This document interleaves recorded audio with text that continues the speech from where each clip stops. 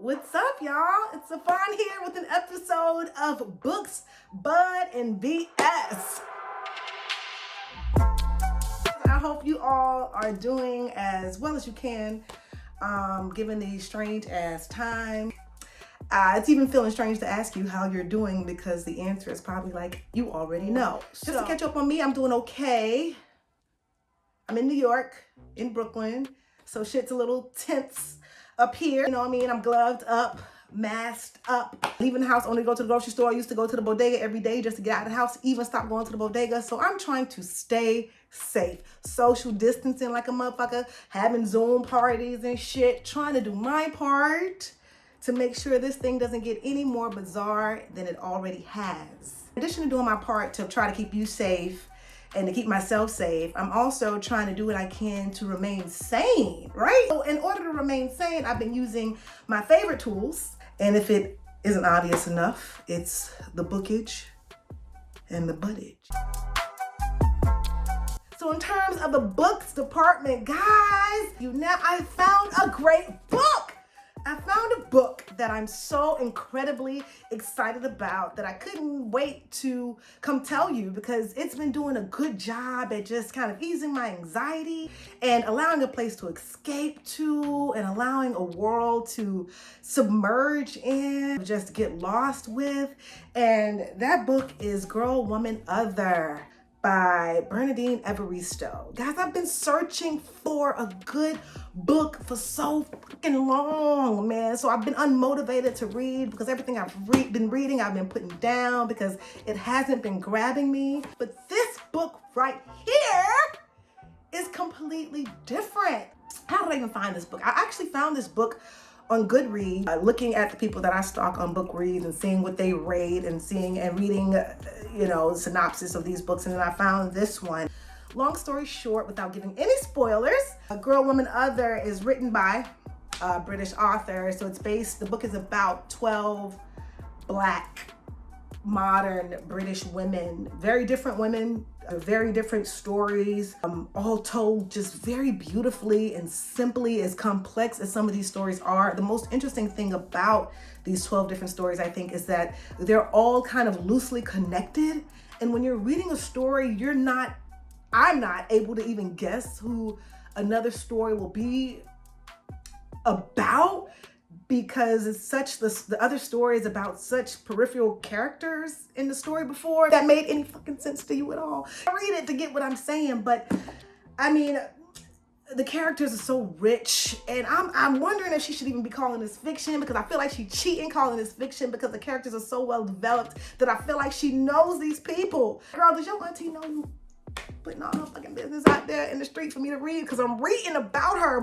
She writes in a way that makes it feel so personal, and you feel that you're getting to know these characters page by page. The fact that it is written for each chapter as a character, it has a bit of like a short story feel. I know a lot of people don't like short stories because they tend to feel unfulfilled by the story because they want more. Though you want more from these characters, you're still fulfilled by the way Evaristo writes them. She takes you up, she gives you a full experience, and then she lets you down, but you're okay with that. It's like she doesn't let you down. That's a little fucking slip. She don't let you down. She brings you down, and you're okay. You're like, damn, that was good. She throws some curveballs in there. It's funny. It's passionate. It's cringeworthy sometimes, and heartbreaking sometimes. It's just complex and full, and I'm captivated, guys. Not only is it the story, it's her writing style. Bernadine Evaristo, she doesn't use traditional punctuation. She doesn't even use traditional letter case. Everything is lowercase. She doesn't put quotes when people are speaking. It's like you're reading it as she intends. It's like breaking all grammatical rules, but you get it. It's like, no, you're gonna get this how I'm giving it to you, and you're gonna receive it as such. Damn, man, I'm such a fan. And this is my first time reading her, but I'm sure it won't be my last. I haven't given away any spoilers, I don't think.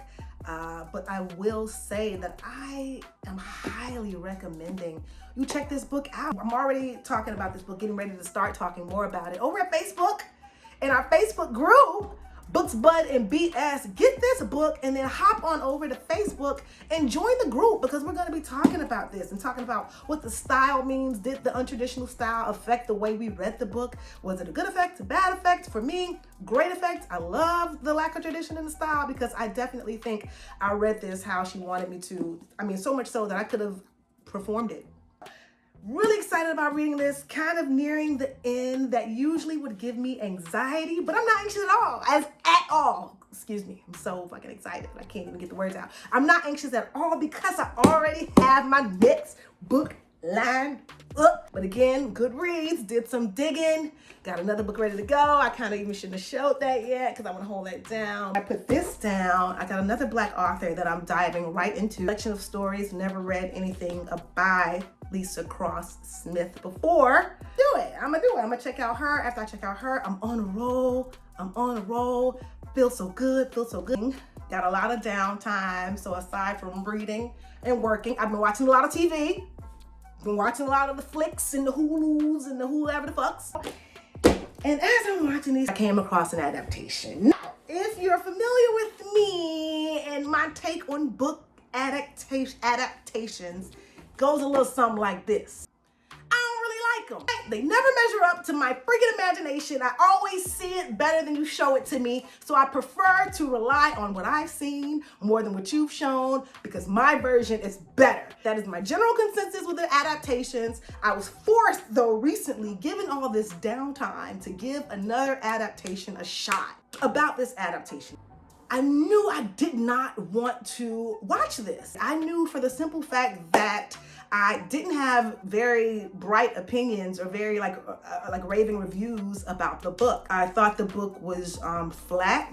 Thought it was just very around the block, very treadmill-like, no incline. I thought it was ambitious. She tried. I mean, let me just get to it. The adaptation that I've been watching from the book that I've read has been Little Fires Everywhere. I'm not sure if you guys have had a chance to check this out. It's currently on Hulu. Little Fires Everywhere, starring Reese Witherspoon, Kerry Washington, and some other actors. Good actors. The talent is good. But this adaptation, y'all, when I say snooze fest, for me, upside. Here's an upside. When I say this, I don't think I have ever seen an adaptation this closely resemble the book. Ever.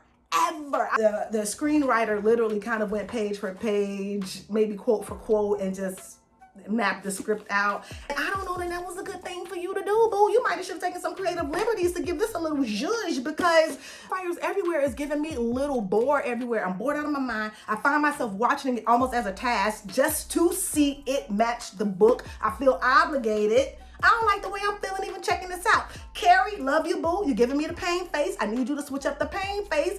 Your face is giving me consistent. And I don't know that that's good. Maybe you were Olivia Pope for too long. Olivia, she did experience a lot of pain. You gotta kind of like, give me something. You gotta give me a little something. You gotta.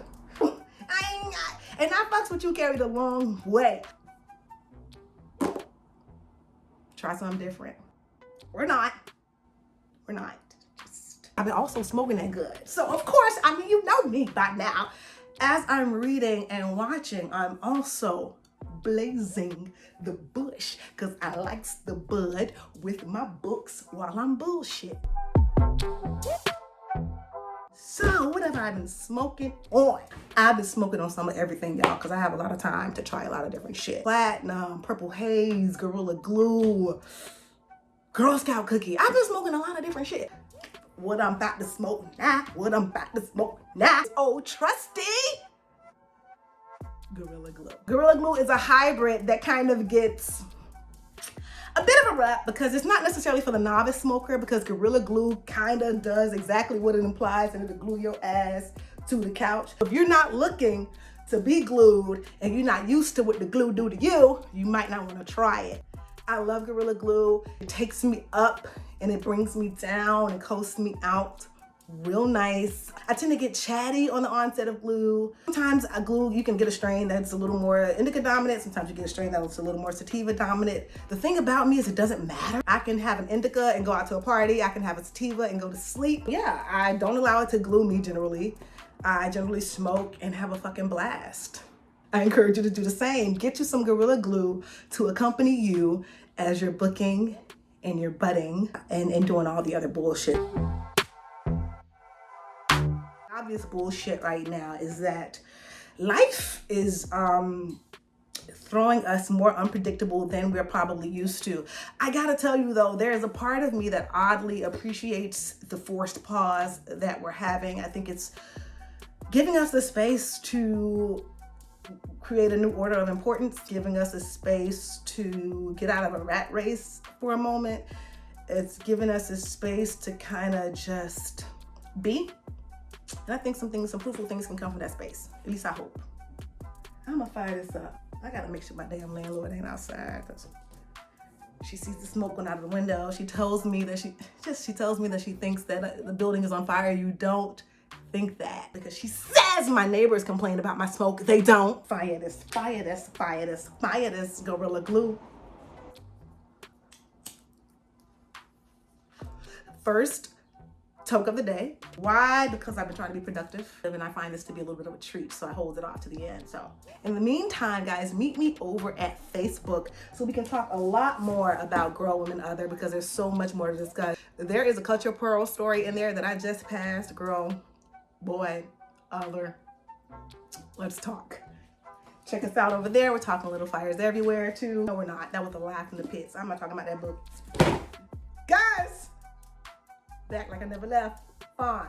Books button BS. It's your dog. Holla at me.